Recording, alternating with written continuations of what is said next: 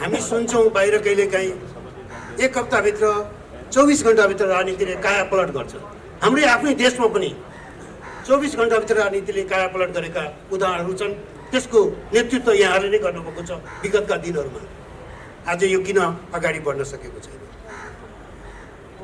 किन यत्रो ठुलो एउटा हामी सबैले आन्दोलनमा धक्कलले प्रधानमन्त्री केपी शर्मा ओली अहिले पनि हुनुहुन्छ त्यो कुर्सीमा।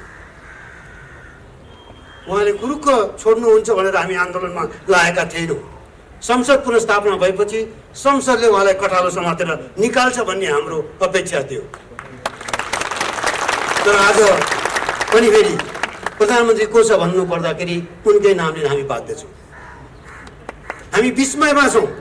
यत्रो ठुलो आन्दोलन गरेर एउटा जुन हौसला र विजयोत्सव हुनु पर्थ्यो, मुलुकले नयाँ गति लिनु पर्थ्यो, आज हामी विस्मयमा छौँ। के भएको यो भनेर बुझ्न सकेनौँ। 1 महिना लाग्यो। नागरिक आन्दोलनमै लागेका कतिपय साथीहरूलाई, अग्रपङ्क्तिमा भएका साथीहरूलाई बाटोमा अरू साथीले नागरिकहरूले प्रश्न गर्न थाले, के भयो गऱ्यो नागरिक आन्दोलन, कोही के भयो, कहाँ पुग्यो राजनीति भनेर। हामीसँग पनि त्यसको उत्तर छैन। अनि हामीले सोच्यौँ हाम्रो आदरणीय नेताहरूलाई नै हामीले एकपटक बोलाउनु पर्दछ। हामीले मात्रै कुरा गरेर पुग्दैन। एउटा खुला आकाश मुनि सबै नागरिकका बीचमा कुरा गर्नुपर्दछ भनेर आज यो आयोजना गरेको। त्यसैले हाम्रा केही प्रश्न छ। प्रश्न मात्रै होइन, हामीले देखेका कुराहरू किन भएनन्? यतिखेरसम्म प्रधानमन्त्री केपी ओली हटिसक्नु पर्थ्यो, किन हटेनन्? यतिखेरसम्म माओवादी केन्द्र भइसक्यो। अब हिजो त थिएन, आन्दोलन गर्दा त नेकपा नै थियो। तपाईँहरूले 2 हप्ता गुमाउनु भयो। 2 हप्ताभित्र जति बल रोल गर्न सक्थ्यो राजनीतिको अदालतले बाजी मारिदियो। तपाईँहरूलाई दायाँ बायाँ पाखा लगाइदियो। त्यो त गइसक्यो। तर माओवादी केन्द्र अहिले कुन आधारमा समर्थन जारी राखिरहेछ? तपाईँहरू प्रश्न त गर्नुहुन्छ केपी ओलीको नैतिकतामा। तपाईँहरूलाई नै हामीले किन नसोच्ने कुन नैतिक आधारमा समर्थन जारी छ? त्यसैले हाम्रा केही उत्तरहरू सहितको हाम्रा जिज्ञासाहरू छन्, जसको हामीले यस्तो भइदिएको भए हुन्थ्यो, किन भएन भन्ने हाम्रा प्रश्नहरू हुन्। त्यसैले यो कुरा यहाँहरूकै मुखबाट आम नागरिक समुदायका बीचमा हामी सुन्न चाहन्छौँ। यहाँ हामी यो डबलीमा भेला भएका नागरिक मात्र होइनौँ। मलाई लाग्दछ आज कतिपय पत्रकार मित्रहरूले यसलाई प्रत्यक्ष प्रसारण गर्नुभएको छ। देशभरिका नेपाली मात्र होइन, विदेशमा बसेका नेपालीहरूले पनि हामी सबैलाई आज हेरिरहेछन्। त्यसकारण यो एउटा अवसर पनि हो तपाईँहरूले आफ्नो कुरा सम्पूर्ण नेपालीको अगाडि राख्ने। र हामी चाहन्छौँ राजनीति छिटोभन्दा छिटो चलायमान होस्। नेकपाका वरिष्ठ नेता आदरणीय माधव कुमार नेपाल जो पार्टीको मिटिङ छोडेर यहाँ आइरहनु भएको रहेछ। यो कार्यक्रममा हाम्रा केही जिज्ञासाहरू मेटाउनका लागि भनेर केही प्रश्नहरू साझा छन्। मैले केही साझा राखेँ। किन राजनीतिको बल अगाडि बढेन? कहाँ अड्कियो? कतै यो 2 ढुङ्गाको तरुलमै अड्केको त छैन। यो हलो पनि 2 ढुङ्गाको तरुल भएर त कोही उसमा त बस्यो, 2 ढुङ्गामा अड्किरहेको त छैन। अध्यक्ष प्रचण्डले केही दिन अगाडि भनेको मैले सुनेको थिएँ, हाम्रो आत्मनिर्भरको अधिकार अझै कमजोर रहेछ। के हो त? अलिकति तपाईँहरूले भन्न सक्ने कुरा स्पष्ट भनेर आज हामी लोकतन्त्रको कुरा गर्छौँ, पारदर्शिताको कुरा गर्छौँ, खुलापनको कुरा गर्दछौँ। तपाईँहरू प्रयत्न गरिनु भएको छ, थाहा छ हामीलाई। तर त्यो प्रयत्न संसदले देख्न पाउनु पर्यो, जनताले देख्न पाउनु पर्यो। एकैपटक रेडिमेड तयारी चाउचाउ जस्तो कुरुक्क पुर्या खोलेर चाहिँ खुवाउने प्रयत्न नगर्नुहोस्। लोकतन्त्रमा यो अपेक्षा गरिँदैन। तपाईँहरूका सबै प्रक्रियाहरू पारदर्शी हुन जरुरी छ। यति भन्दै म सुरुमा एउटा योजना 2 किन बनेन छ माधव नेपालज्यू? पुनर्स्थापना, संसद पुनर्स्थापना भएपछि प्लान 2 त एक्टिभेट हुनु पर्थ्यो। तपाईँहरूले जसको विरुद्ध प्रतिगमन भयो, जसको व्यवहार सचिएन भनेर जुन प्रवृत्तिको विरुद्ध हामीलाई समेत आन्दोलन उतार्नु भयो, त्यही प्रवृत्ति हाबी छ। त्यो प्रवृत्तिको त योजना 2, 3, 4 कहाँसम्म पुगिसकेको छ। योजना 2 रहेनछ हामीलाई लागेको। जस्तो तपाईहरूले अविश्वासको प्रस्तावका लागि आफ्ना सांसदहरूको हस्ताक्षर सहित तयार भएर किन बस्नु भएन? आवश्यक पर्यो भनेदेखि गर्नैपर्छ भन्ने जरुरी थिएन। आवश्यक पर्दा पार्टी विभाजनका लागि पनि केन्द्रीय समितिका सदस्यहरूको हस्ताक्षर सहित तपाईँहरू तयार भएर किन बस्नु भएन?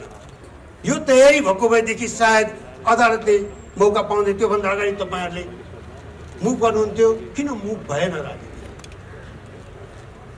एउटा प्रश्न यो हो, यो साझा पनि हो।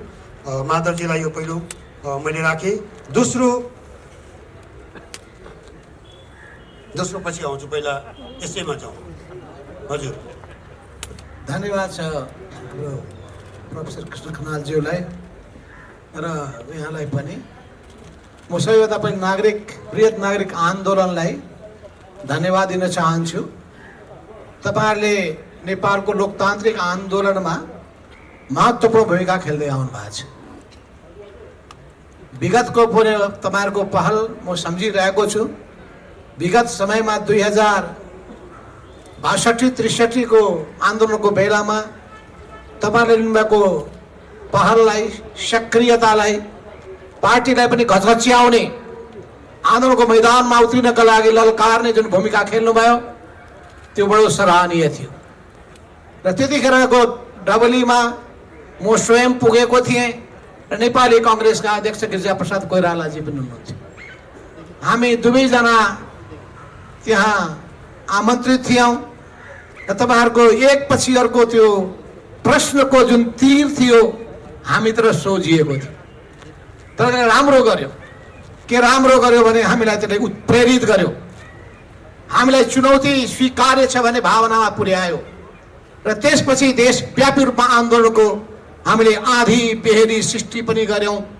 त्यहाँबाट म लगत्तै फुटबलको पहिलो विशाल जनसभा, विरोध सभाको मैले सम्बोधन गरेँ र त्यसले देशव्यापी रूपमा तरङ्ग पैदा गर्यो। गणतन्त्र विरोधी आन्दोलन एउटा नयाँ उचाइमा पुगेको थियो र यसपटक पनि अहिले गणतन्त्रको पक्षको आन्दोलन, राजतन्त्र विरोधी आन्दोलन, ज्ञानेन्द्रको तानाशाही र 2000 वर्षको सामन्ती शासन र 250 वर्षको शाही वंशलाई समाप्त गर्ने आन्दोलनको बिगुल त्यहाँबाट हामीले फुकेका थियौँ।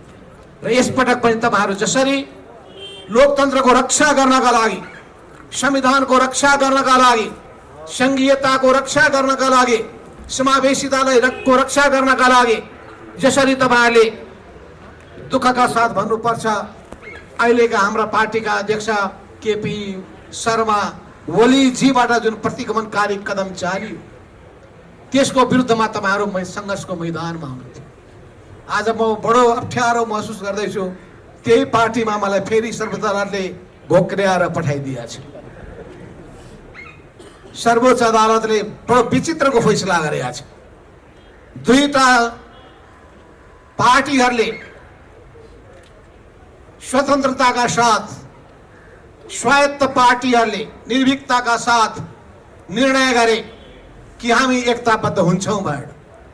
एकताबद्ध हुन्छौं भनेपछि एकताबद्ध भए। एकताबद्ध भइसकेपछि निर्वाचन आयोगले प्रमाणित पनि दियो, दर्ता प्रमाणपत्र प्रदान पनि गर्यो, नेपाल राजपत्रमा प्रकाशित पनि भयो।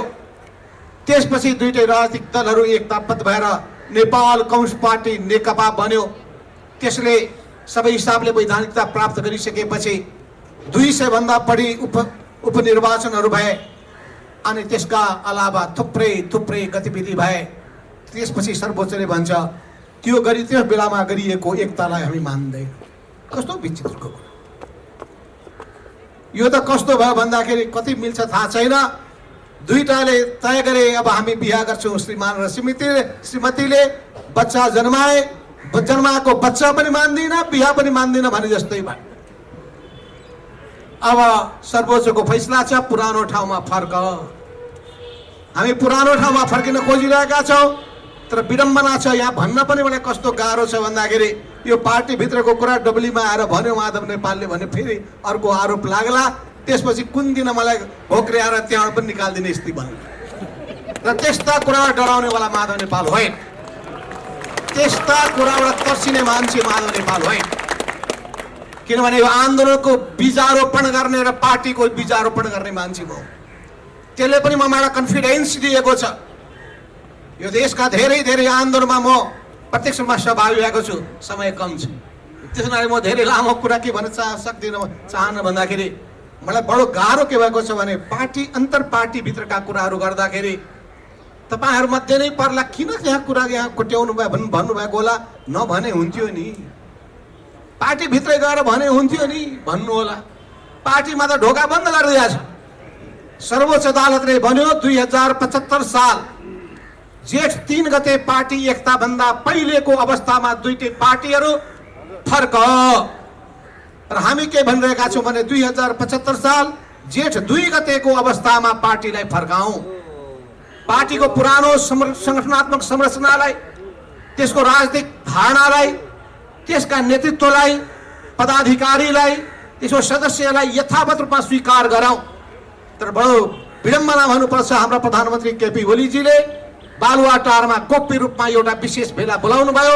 हामी कसैलाई मसँग जोडिएका महाधिवेशनमा प्रतिस्पर्धामा उत्रेर उहाँलाई मतदान नगरेका जति सबैलाई उहाँले बाइकाट गर्नुभयो, माइनस गर्नुभयो। र एक अचानक विशेष बैठकको नाउँमा 10औं बैठक 11औं बैठक एकै दिनमा आयोजना गरेर हामीलाई 12 गतेको बैठकमा टेलिभिजन मार्फत हामीले संवाद पठाउनु। हामीले भने हुँदैन, विधि विधानको पालना गर्नुपर्छ। लोकतन्त्रका मूल्य र मान्यता भनेका के हुन्? विधिको शासन हो।